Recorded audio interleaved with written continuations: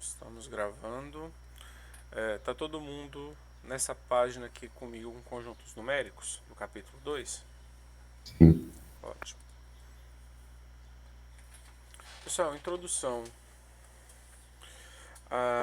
Essa primeira etapa de conjunto numérico, ele vem justamente para te exemplificar quais são os números que pertencem a cada conjunto.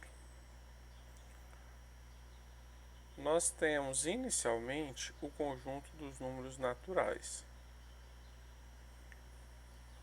que é composto pelo, olha aqui o conjuntinho, 0, 1, 2, 3, 4 até o número n qualquer. É um conjunto infinito. Só que aí nós percebemos que números negativos estavam fazendo falta. Principalmente quando a aritmética foi inventada, a gente percebeu essa necessidade de um conjunto um pouco maior, o conjunto dos números inteiros. Aqui envolve os números negativos também. Após o conjunto dos números inteiros, foi percebido a necessidade de trabalhar com as frações, com partes de um todo. E essas partes são chamadas aqui o conjunto dos números racionais. Tá? Aqui envolve, dentro dos racionais, todas as frações ou dízimas periódicas. Tá? Posteriormente, nós temos o conjunto dos números irracionais. Os irracionais não é subconjunto de quê? Os irracionais é um conjunto totalmente à parte.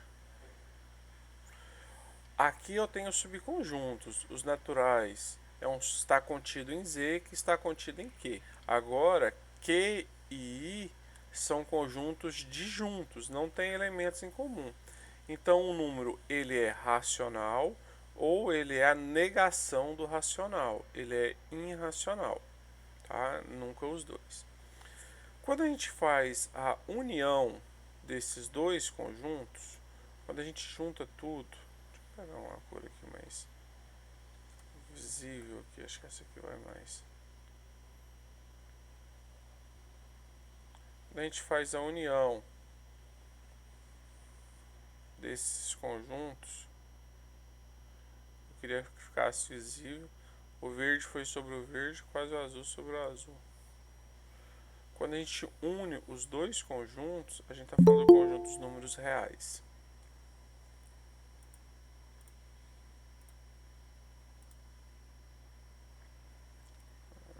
Aqui. Então, Q mais I irracionais me dá o conjunto dos números reais. Tá bom? Quem são esses números irracionais? São as dízimas não periódicas, são o π, as raízes não exatas, o e da base do logaritmo nepeliano. Então aqui nós temos um conjunto numérico com uma cardinalidade muito maior que a cardinalidade dos reais.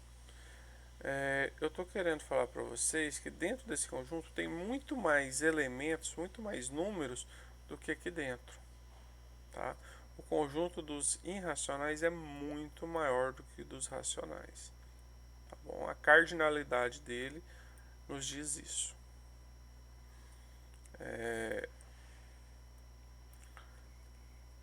Aqui ele fala dos inteiros. Aqui ele traz um assunto interessante, que é o oposto de um número. O oposto de um número é justamente, a gente utiliza o marco zero como origem, como foco. Então você tem duas unidades para a direita, então o oposto desse percurso é o lado esquerdo. Então é o menos 2. Então se você tem o número 2, o menos 2 é o seu oposto. Ou quando você realiza a soma, isso tem que dar o zero. tá? Isso é o oposto de um número. O módulo de um número é justamente a gente pode pensar no módulo de um número sendo a interpretação geométrica da sua distância, tá? É um valor sempre absoluto, é um valor positivo. Então, o módulo de 6 é o próprio 6. O módulo de menos 6 é o 6, valor absoluto, sempre positivo. Então, se a gente olha aqui, ó, essa interpretação geométrica do módulo de 7, você sai do marco zero e vai até o 7. Quantos intervalos você percorreu? A gente simplesmente conta. Intervalos. 1, 2, 3, 4, 5, 6, 7. Então você percorreu 7 intervalos. Agora, se você sai do marco zero e vai até o menos 12, você vai percorrer 12 intervalos, um valor absoluto. É como se a gente estivesse falando de Goiânia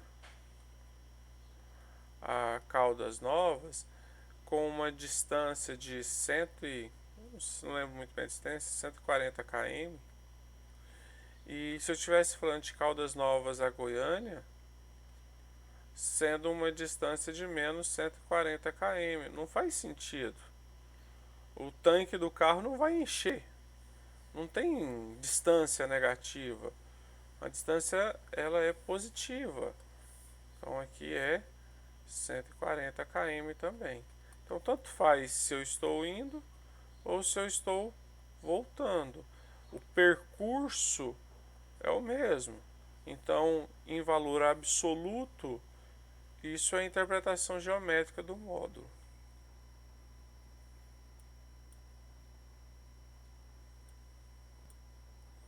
Aqui vocês já são contemplados com uma pequena sequência de exercício. Não são difíceis esses, são tranquilos de fazer. Tá? Ele só pede para você criar o conjunto e identificar. Por exemplo, a questão letra A, ele fala, determine a questão, eu quero A interseção B e quero A união B. Aí você vai olhar, um x maior do que 5. Então o conjunto A maior ou igual, desculpa, x que pertence aos naturais, tal que o x é maior ou igual a 5. Então maior ou igual a 5 vai ser o 5, 6, 7, 8, 9 e vai infinitamente. Quem vai ser o conjunto B? X que pertence aos naturais e o x é menor do que 7. Então é 0, 1, 2, 3, 4, 5, 6. Observe que o 7 não faz parte do conjunto. Então o x é estritamente menor do que ele. Aqui o x é maior ou igual, então o 5 pertence ao conjunto. Eu imagino que vocês sabem distinguir bem o maior e o menor. Maior igual e menor igual. Essa diferença entre eles. Primeiro, A intersecção B é o que tem em ambos os conjuntos ao mesmo tempo. Os elementos que tem em ambos os conjuntos ao mesmo tempo é o 5 e o 6. Tudo bem? E o A união B, você concorda comigo que vai do 0? Deixa eu autorizar outra pessoa a entrar. Outro aluno. Vai do 0, 1, 2, 3, 4, 5 até o infinito. Você pode deixar desse formato, ou você pode simplesmente falar que o conjunto A união B é o próprio conjunto dos números naturais, tá? Aí, o conjunto dos naturais, nós vimos que vai do 0 em diante.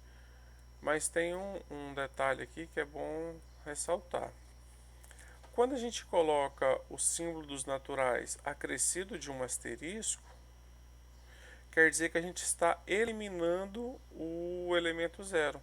Então são os naturais positivos, tá bom? Aí o NP que ele está aqui fazendo distinção, que são os naturais pares, o zero é o primeiro deles, e o NI os naturais ímpares, tá bom? Quando a gente multiplica por 2 um número, ele fica par, então um número par é da forma 2n. E se eu tenho um número par mais uma unidade, isso sempre vai me dar um número ímpar. Então a fórmula do número ímpar é 2n mais 1. Tá? Isso aqui você pode identificar através das progressões também, PA e PG, que em breve iremos estudar. Ok. A mesma ideia para os inteiros, tá? Só que os inteiros aqui ele faz a questão do desculpe, asterisco. De novo, os inteiros, qualquer conjunto com asterisco, você vai estar excluindo o elemento zero dele. Agora, essa notação aqui é interessante, ó. Positivo, o inteiro mais, é o conjunto dos números inteiros não negativos. Então você começa do 0, 1, 2, 3, 4 e segue. Agora, o conjunto inteiro não negativo tirado zero, sobra o positivo. Então é 1, 2, 3. Então é positivo sem zero. Positivo com zero. Negativo com zero. Olha lá, começa do zero. Negativo sem zero. Olha lá. Tá bom? É só uma questão de conseguir identificar. Olha lá. Essa observação aqui, ó. Ela até traz essa importância, tá? Agora, P primo e primo não, ímpar e par já são bem pouco utilizados lá dos números pares, tá? Deixa eu dar sequência aqui um pouquinho mais.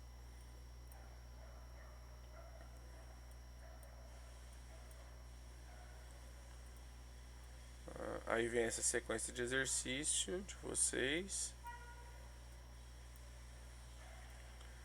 Aí aqui ele vai falar de trocando ideias. Eu quero que vocês façam a leitura depois no livro de vocês com calma. Eu não vou entrar em detalhes nessa parte, até mesmo que eu quero falar muito conteúdo hoje. E aí ele vem falar do conjunto dos números racionais, que é o conjunto Q. Então, é o conjunto dos números racionais. Quem pertence a ele? Todas as frações positivas e negativas. E P é da ordem P sobre Q, com P pertencente a Z e Q pertencente a Z diferente de zero, porque nós não temos divisão por zero. Então, o primeiro mandamento da matemática, não existe divisão por zero. Eu não sei se foi com essa turma que eu mostrei porque não existe. Dessa forma, podemos definir o conjunto Q como um conjunto das frações P sobre Q. Então, um número racional sempre pode ser representado por uma fração. E essa fração é irredutível, a gente simplifica ela. Aí ele traz a mesma ideia dos conjuntos. Ó. O asterisco você tira o zero, o Q positivo você coloca os positivos com o zero, o Q positivo asterisco é os positivos sem o zero, o Q negativo são os números negativos com zero e o Q negativo com asterisco são os negativos sem o zero. Então, representação das frações. Aí ele vai te dar aqui uma exemplificação. Por exemplo, nós temos aqui a fração 2/5. Ela nos gera um número decimal. Quando ele não é infinito, nós dizemos que são números decimais exatos. Então, 1/8, 1 dividido por 8, dá 0,25.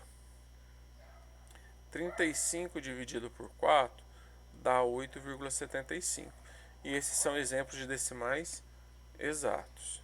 Vocês estão ouvindo cachorro latir aqui em casa? Porque tá uma latição de cachorro aqui no condomínio onde eu moro, que Deus me livre. Tá bem de fundo, né? Não dá pra escutar direito, não. Então tá bom. É a vantagem de usar o fone de ouvido em vez de deixar gravando o áudio do ambiente. Aqui ele vai exemplificar mais um pouco.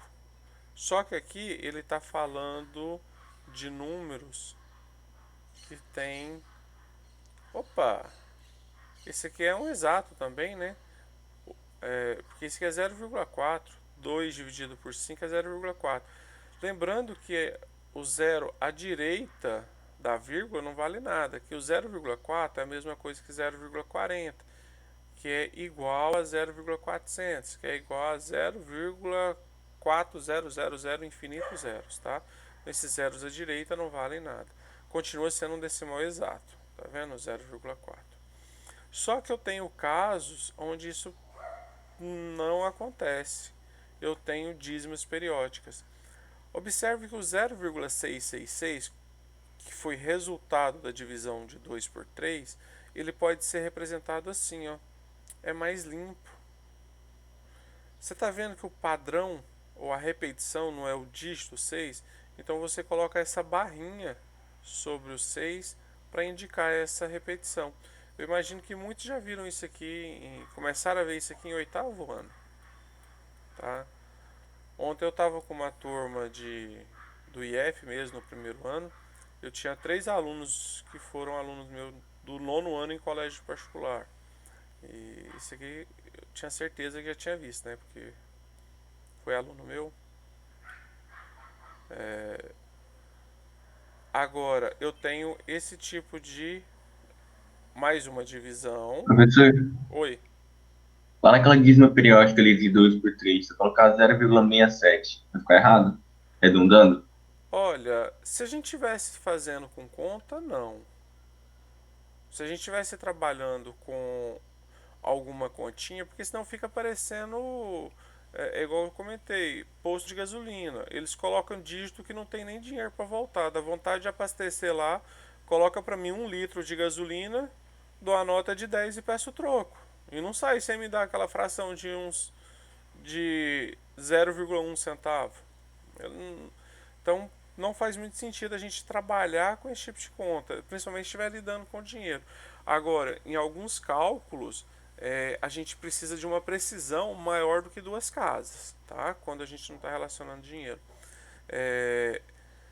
Mas como o nosso objetivo aqui é entender o conjunto e esse número 0,666 ele é racional, eu não quero essa aproximação agora. Porque se a gente estivesse falando do número 0,67, você concorda comigo que esse número é o 67 dividido por 100? E 67 dividido por 100 é diferente de 2 terços. É uma aproximação, é algo próximo, mas não são idênticos. E aqui, quando eu tenho esse resultado dessa divisão nessa outra continha, o meu padrão de repetição é o 30-30. Então eu vou escrever o 2,5, 30 com uma barra. Quer dizer que o meu período de repetição é o 30. A mesma coisa para esse. 1,2 com barra. O período de repetição é o 2. Então são dízimas periódicas que têm um período de repetição. Tá? E toda dízima existe uma fração geratriz que gera essa dízima. Então, quando você tem a fração, basta dividir pelo método da chave que você encontra a dízima periódica. E quando você tem a dízima? Quando você tem a dízima periódica, como é que você encontra a fração geratriz? Eu vou fazer esse exemplo 2 aqui.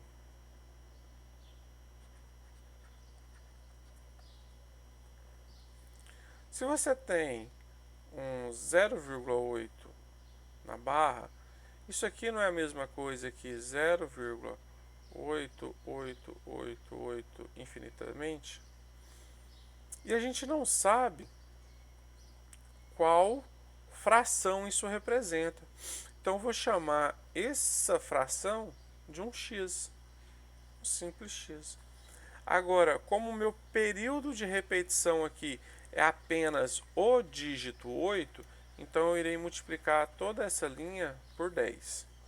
Se o meu período de repetição fosse igual aquele outro, 30, 30, 30, eu iria multiplicar por 100, dois zeros, dois dígitos, o 3 e o 0.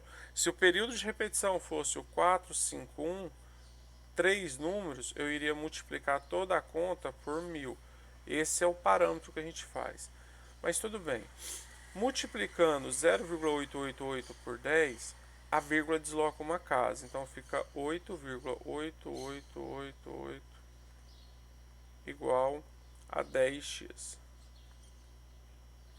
Agora, esse número aqui eu posso dividi-lo em uma soma.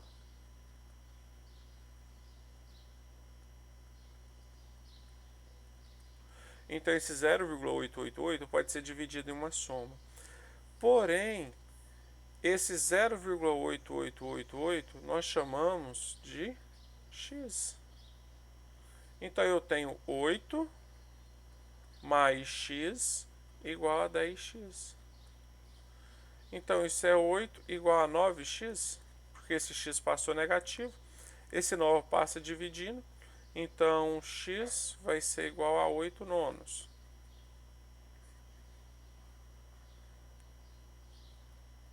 X igual a 8 nonos. Muito bem. Tá lá, 8 nonos. Então, se você dividir 8 por 9, você vai achar o 0,888. E aqui, o exemplo 3...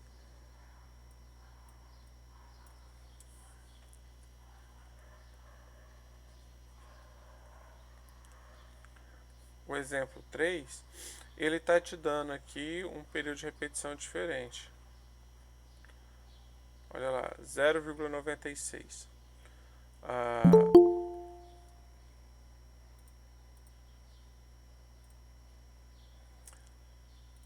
Bom dia, Augusto. O 0,96 é 0,96, 96, 96. Isso gera uma fração que eu não consigo identificar. Eu vou chamar de x. Mas como o meu período de repetição são de 2 dígitos, eu vou multiplicá-la por 100. Vocês estão enxergando até o 100 aqui ou está cortando a tela para vocês? Eu estou bem no extremo aqui. Estamos enxergando ainda. Então, Mais tá um bom. pouquinho já corta. Então tá a mesma coisa para mim. Quando eu multiplico esse 0,9696 por 100, a vírgula desloca duas casas. Então fica 96,96, 96 e segue. E o 100 vai ficar 100x. Agora, novamente, eu vou voltar isso aqui a uma soma. Vou separar. Eu vou decompor o número em 2. Se eu realizar a soma, eu volto. E aí, eu lembro que esse cara aqui, eu chamei de x. Então, eu tenho 96 mais x igual a 100x. 96 é igual a 99x. Então, x é igual a 96 dividido por 99. Professor, pode simplificar? Acho que dá para simplificar por 3. Acho não, certeza. Mas eu não vou não. Vou parar aqui. Olha lá. Simplificou por 3, chegou na fração. Mesma coisa que eu tinha falado.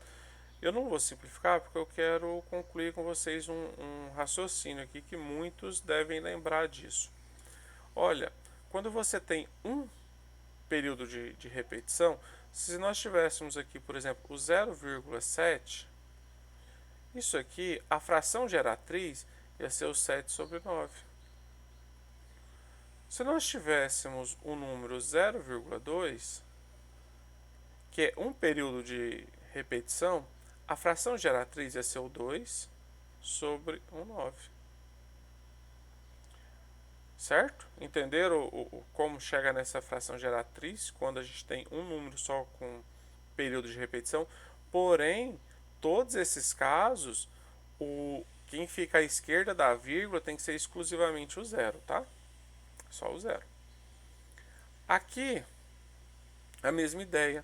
Se eu tivesse o 0,32, 32, 32, 32, eu teria a fração geratriz 32 sobre 99. Se eu tivesse o 0,48, isso é 48 sobre 99. E assim por diante. Lembrando que todos começam com zero. Professor, e se não começar com zero, como é o exemplo 4? O exemplo 4 é 2,0 alguma coisa. Eu vou fazer aqui um exemplo 4, onde eu posso arrastar isso aqui. Vou anotar ele aqui, exemplo 4.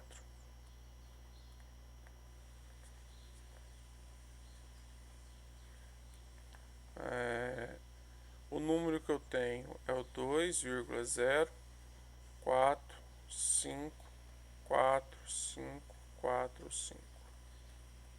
E eu quero transformar isso em uma fração. Eu quero descobrir qual é a fração que gera essa dízima periódica, a fração geratriz. Olha, inicialmente eu tenho que começar com zero. Então isso aqui vai ser 2 mais 0,0454545. Eu decompus, certo? Agora, esse número aqui é o 45 sobre 99? Ainda não, né? Para a gente poder falar que era o 45 sobre 99, ele não deveria estar assim? Não deveria ter... Esse zero aqui não deveria existir? Para a gente tirar esse zero, a gente faz um recurso. Professor, eu lembro que existia uma fórmula para isso. Sim, existe. Só que eu não estou trabalhando com ela. A gente está construindo sem fórmula. Eu vou fazer o seguinte recurso. Eu vou multiplicar isso aqui por 10 sobre 10. Ó, por que eu posso fazer isso? Quanto que é 10 dividido por 10? Não dá 1? E 1 vezes, que eu estou multiplicando alguma coisa, altera o resultado? Não. Então o resultado não está sendo alterado. Porque multiplicar por 1 não vai alterar nada.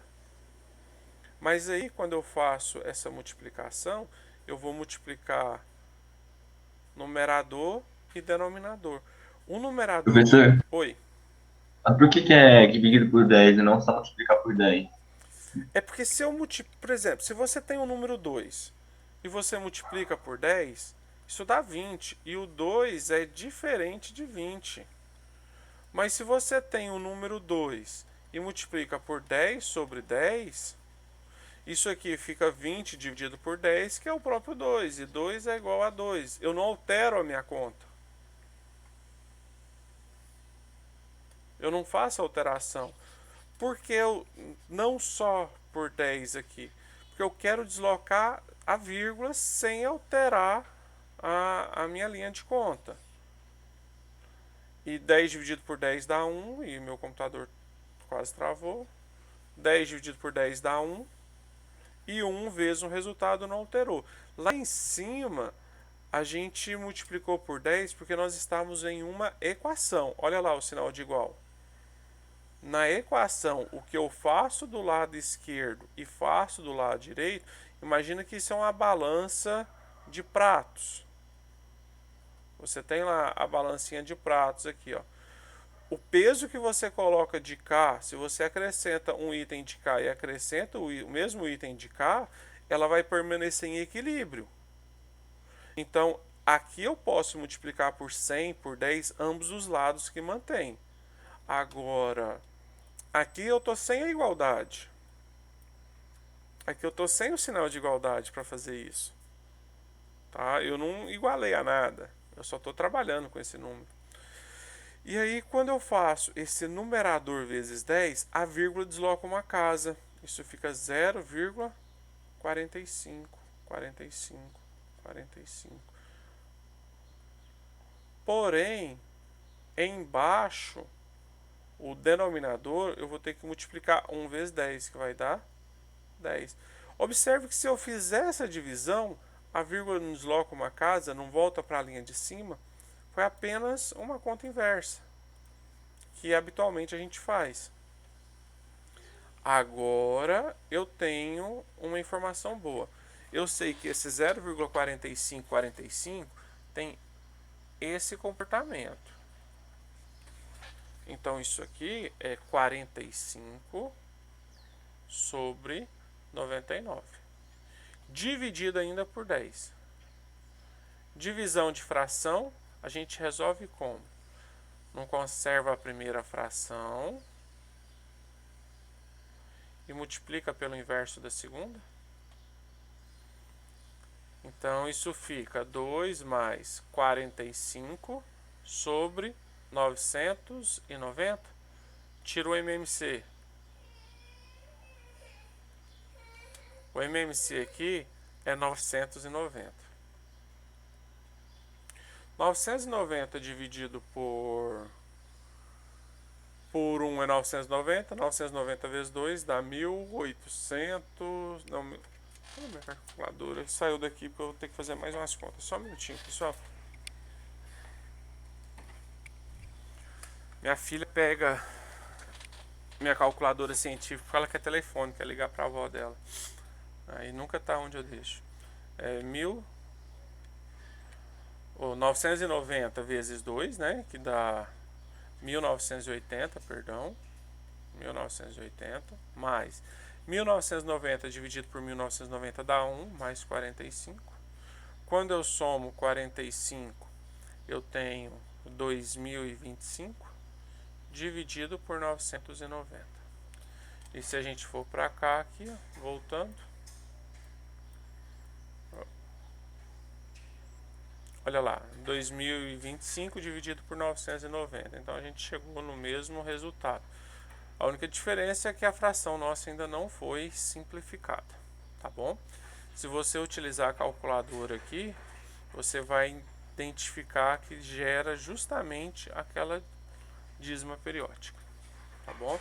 E de um método sem utilizar fórmula para ter que memorizar. Eu particularmente eu só lembro dessas fórmulas de fazer essas contas quando eu tinha que dar aula para o 8º ano, e aí trazia no livro. Aí eu trabalhava com eles conforme pedia. Passou isso, eu não consigo lembrar. Assim como na progressão geométrica, eu nunca lembro a fórmula da soma dos termos. Eu sempre demonstro ela em um minutinho, mas não dou conta de decorar. Agora, quando a gente fala de uma reta real, que é importante,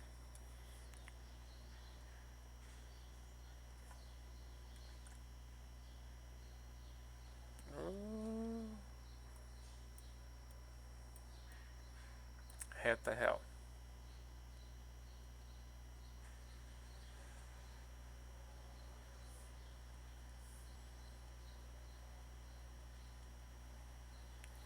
A reta real ou reta numérica, compostas pelos números reais, nós temos aqui, ó, por exemplo, o marco 0, o 1, o 2, o 3, o 4.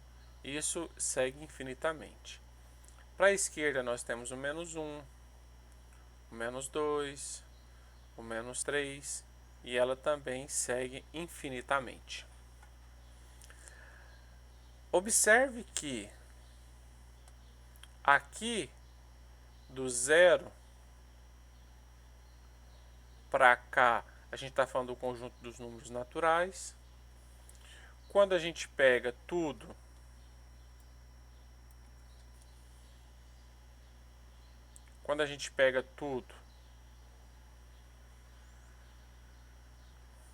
a gente está falando dos números inteiros, porém esses números são só os que estão representados na reta. E se eu tiver, como eu tenho as frações, por exemplo, a fração 1 dividido por 2, o número decimal 1,2, o número decimal aqui, ó, menos 2,4. Esses números de verde são todos os números racionais.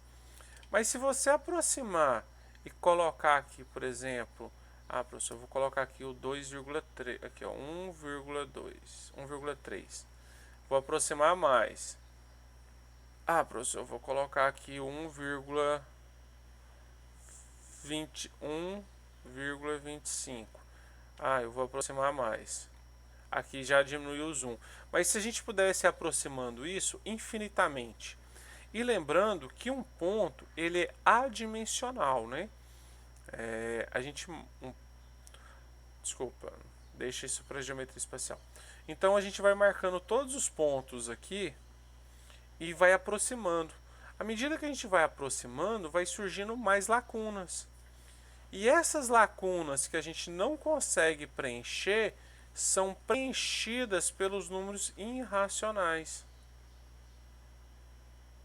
Então a reta numérica, ela não tem lacuna.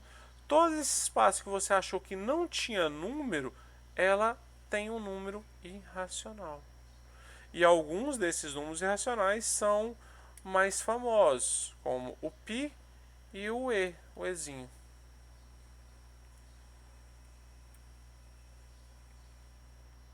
Então, quando a gente volta aqui ao normal, olha lá.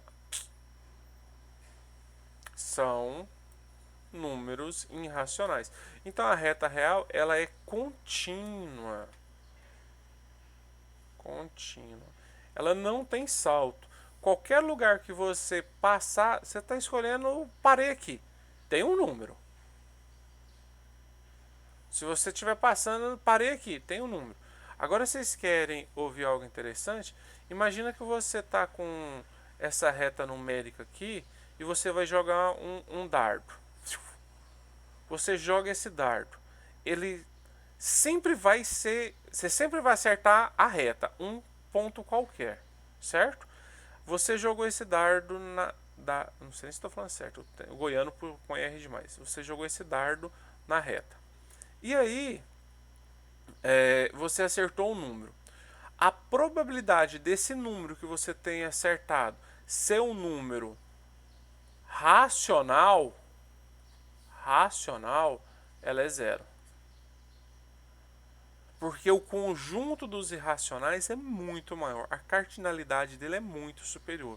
Então, se você jogar um dardo nessa reta real, a probabilidade de você acertar um número racional é zero. Ela existe, mas ela é muito próxima de zero, tá? Ela não é um evento impossível. Próximo aqui.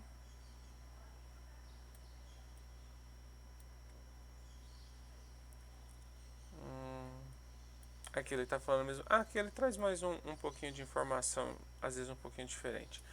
Oposto, módulo e inverso. Gente, o oposto é isso aqui, ó. Um positivo e um negativo. O módulo é a gente pegar o número e considerar ele sendo positivo. E o inverso de um número, lembra lá, divisão de fração, conserva a primeira e multiplica pelo inverso da segunda? Então é trocar de ordem numerador e denominador, tá? Isso é oposto e inverso, tá? Porque aqui eu trocou o sinal. O inverso é isso aqui, ó. Não, aqui não é nem oposto. Aqui não é inverso, não. Aqui é só oposto, perdão. Só trocou de mais para menos. Não manteve nada. Eu que tô doido aqui. Aqui é 5 sobre 6 e 6 sobre 5. É só pegar a fração e dar um canga-leitão nela. Inverte ela. Isso é inverso de um número.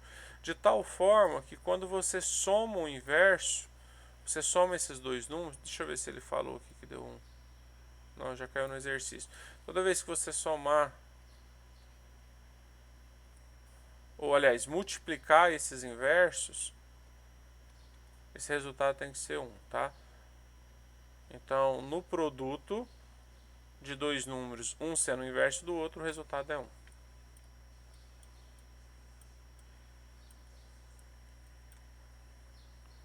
Deixa eu ver aqui, o próximo. Mais sequência de exercício. Aí ele cai para o último conjunto, que é o conjunto dos números irracionais, que a gente já vem comentando um pouquinho, né? Aqui ele traz alguns exemplos de números irracionais.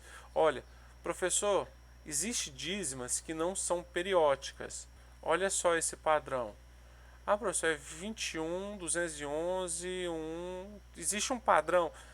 Existe um padrão, mas elas não se repetem no mesmo, no mesmo período. Então, elas não são periódicas.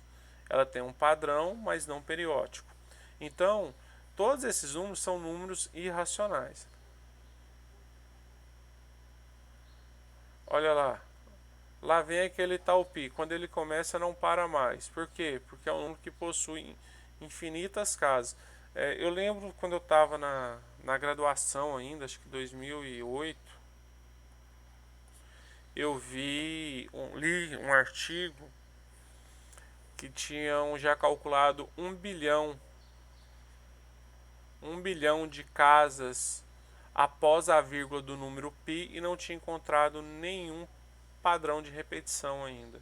Então usaram aí já recursos tecnológicos, que até então os computadores não tinham muita potência.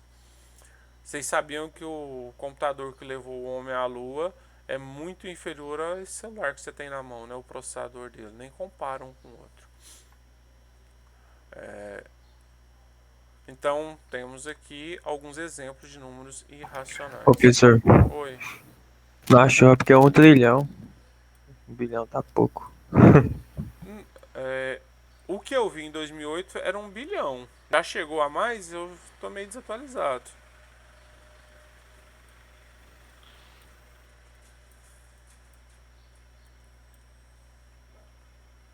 Porque a informação é de 2008, nós estamos em 2020, deve ter calculado bem mais já.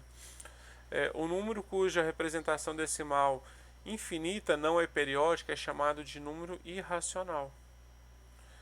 E aí o número irracional não pode ser representado por uma fração, P sobre Q. Aqui ele faz uma demonstração por que não pode, tá? Eu não vou entrar no mérito dessa demonstração não, eu quero que vocês dêem só uma olhada nele. Ele chega por uma demonstração por absurdo, pelo menos foi assim que eu aprendi a fazer essa demonstração há Professor, alguns anos. Oi, 31 trilhões de casas do PI. já? Oi. 31 trilhões. Então, tô bem defasado, viu?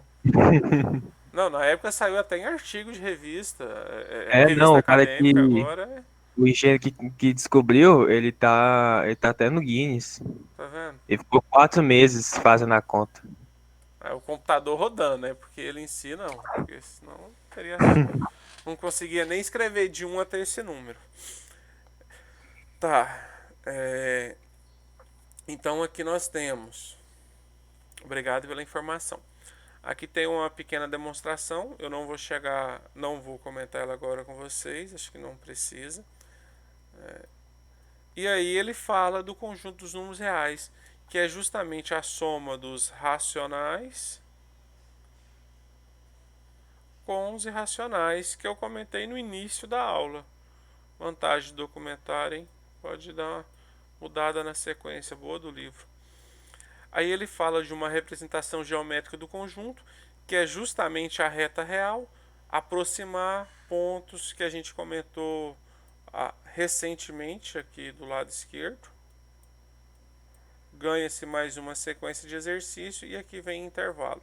Esses intervalos é extremamente importante, tá? Gente, eu vou ter que extrapolar o horário de aula hoje um pouco.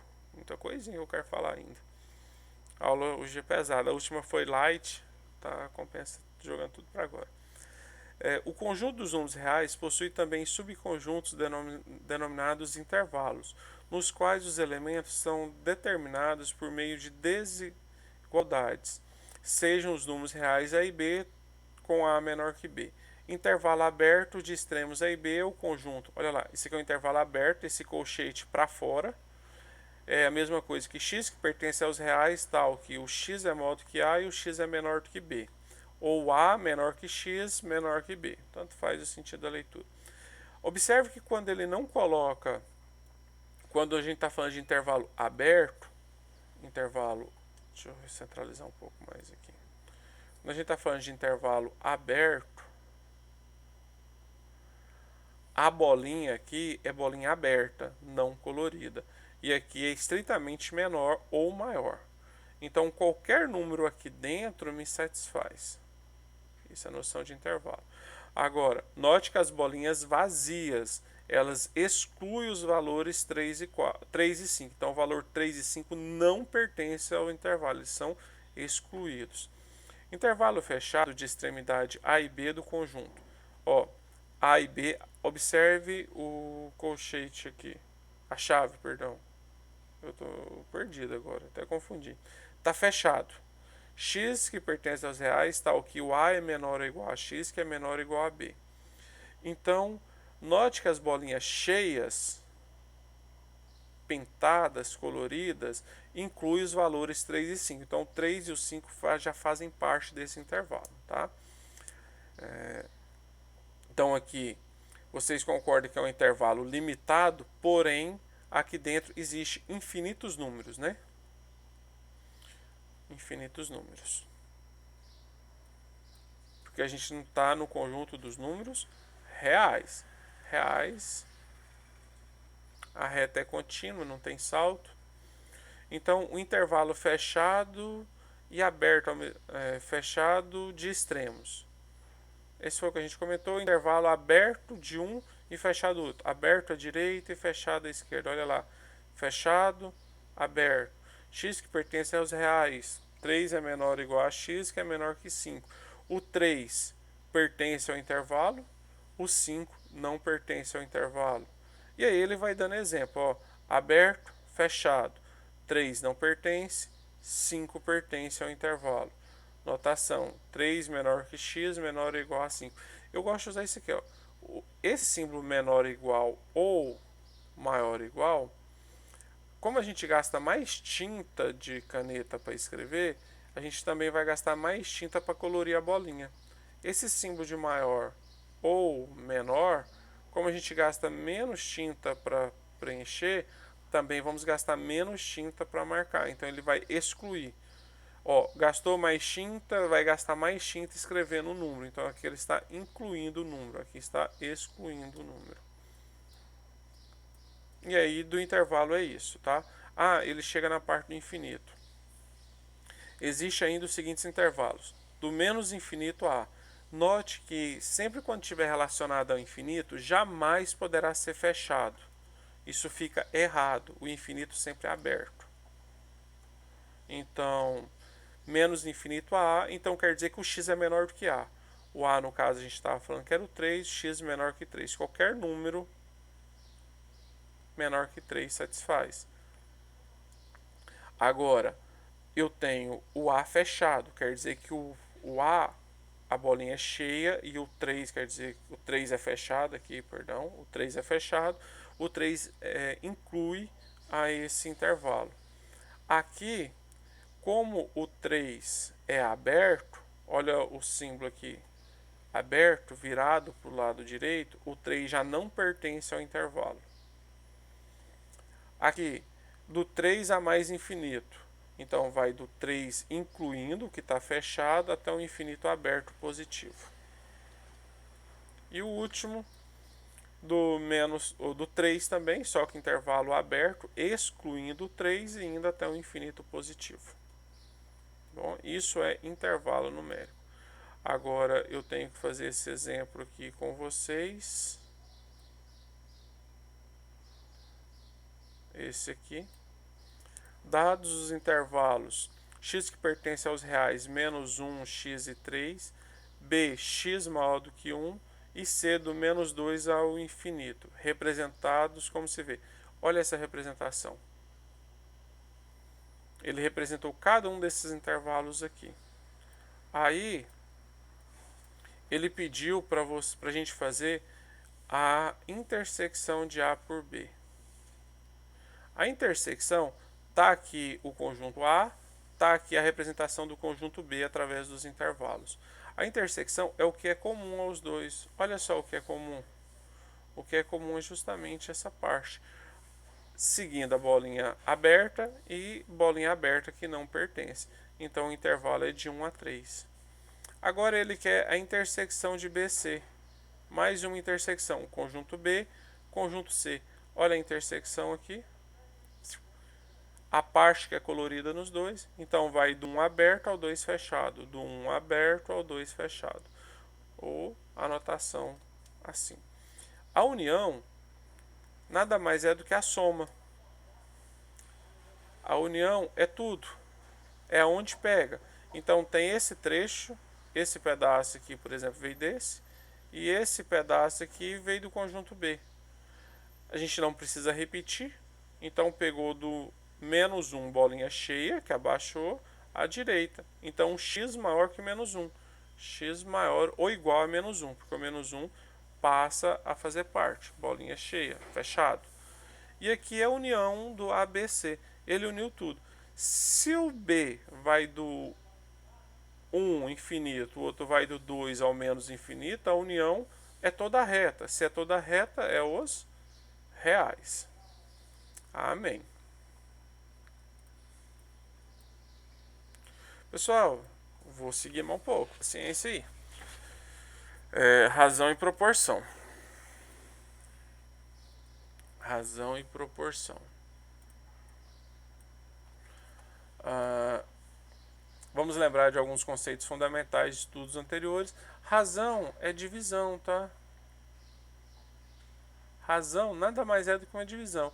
Dados dois números A e B com B diferente de zero, porque não existe divisão por zero, chama-se razão de A para B, o quociente. Ó, em um grupo de 60 turistas que visitaram o Pão de Açúcar no Rio de Janeiro, havia 36 brasileiros e 24 estrangeiros. Qual é a razão do número de brasileiros para o número de estrangeiro? Brasileiro dividido por estrangeiro.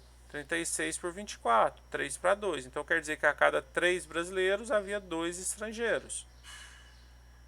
E é isso que ele está fazendo aqui na parte razão. Proporção é uma regra de 3. Olha lá, só multiplicar cruzado. Só que aqui ele chama de meios, extremos, não muda muita coisa não, tá? São proporcionais. Proporção, a gente faz tudo pela regra de 3. Porcentagem também dá para fazer pela regra de 3, não tem problema, tá? Mas aqui ele vem. O quadro seguinte mostra a evolução dos salários em reais dos irmãos Martas e Caio no ano de 2016 e 2017. Então, 16 e 17. Marta, vamos calcular para cada irmão a razão. Razão, lembra? Divisão entre o aumento salarial e o salário de 2015. Aumento salarial, 600, 2015. Uma maneira de comparar essas razões consiste em separá-las do mesmo denominador. Por exemplo, se eu quero comparar duas frações, a gente iguala denominador. Qual fração é maior? Por exemplo, 12 sobre 10 ou 5 sobre 2. Os denominadores são diferentes. Para a gente poder comparar qual fração é maior ou menor, a gente faz o seguinte, a gente faz uma dessimplificação. Isso mesmo, diferente da simplificação. Se eu multiplicar essa fração aqui tudo por 10, em vez de simplificar por 10, fazer uma dessimplificação por 10, isso aqui não fica 50 sobre 20? Opa, não ficou igual. Então por 10 não está bacana. Vamos fazer por 5. Vamos multiplicar por 5.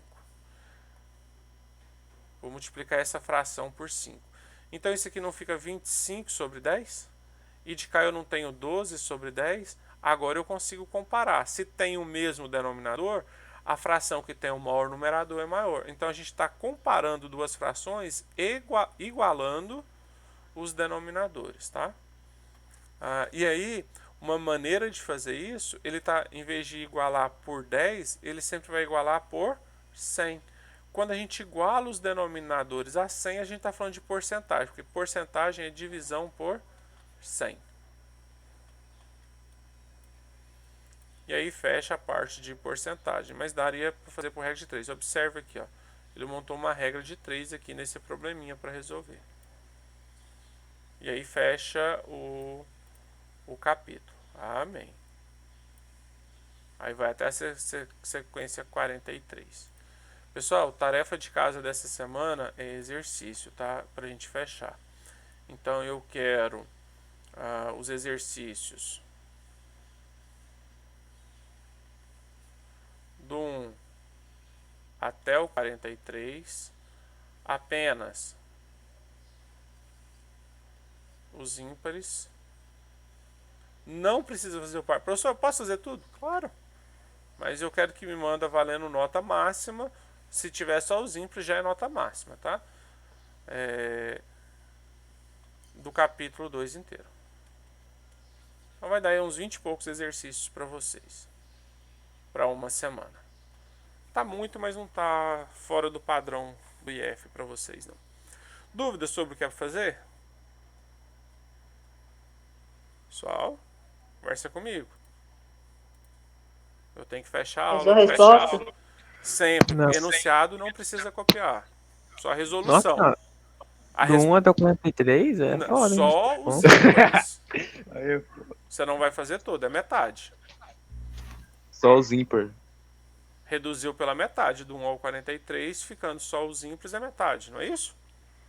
É, mas não continua muito, né? 20 e poucos exercícios, uns 23, 22, 23 exercícios. Mas para uma semana dá para fazer, tem exercícios que são rápidos. E se não der para fazer tudo, compartilha aquilo que você conseguiu.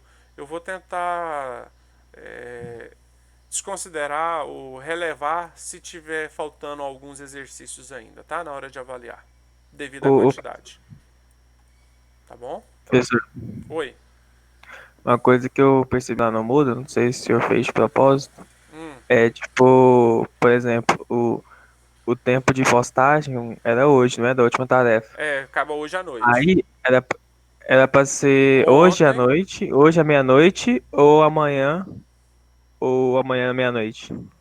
Olha, em si eu sempre falo que é antes da aula. A tarefa da semana passada Ah, tinha que ser sim. postada até ontem à noite. Mas na Aham. plataforma fica aberto um dia a mais de tolerância. Ah, não, beleza. É propósito, sim. Eu Eu, sempre eu, eu falo. postei a tarefa que eu vi Uhum. lá, eu achei que. Porque tem professor que coloca errado, entendeu? Ah, Aí não, era pra não. deixar a aula, no dia da aula e coloca errado. Aí Não, por isso que eu eu deixo um dia depois da aula, porque tem aula que eu ainda faço alguns exercícios e ajudo o aluno, tá? Tá bom. A isso aqui, esses exercícios, caso tenha dificuldade, qualquer coisa lá no plantão, a gente conversa muito, ou pelo menos no chat, vocês podem citar a sequência. Às vezes a gente faz eu gravo uma aula só de resolução e compartilho para vocês caso necessário, tá? Às vezes Tá com bom. atividade assíncrona.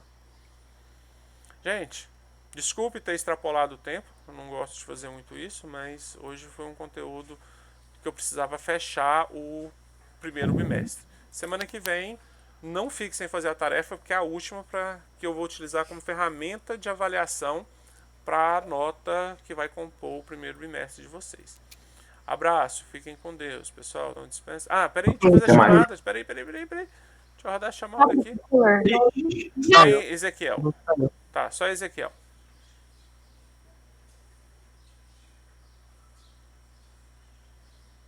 Vi aqui o Ezequiel. Então, beleza. Chamada feita, pessoal. Agora podem sair. Abraço, tchau. Falou, professor. Falou. Tchau, professor. Tchau, Tchau. professor. Falou. Falou. Professor. Tchau. Tchau, professor. Tchau.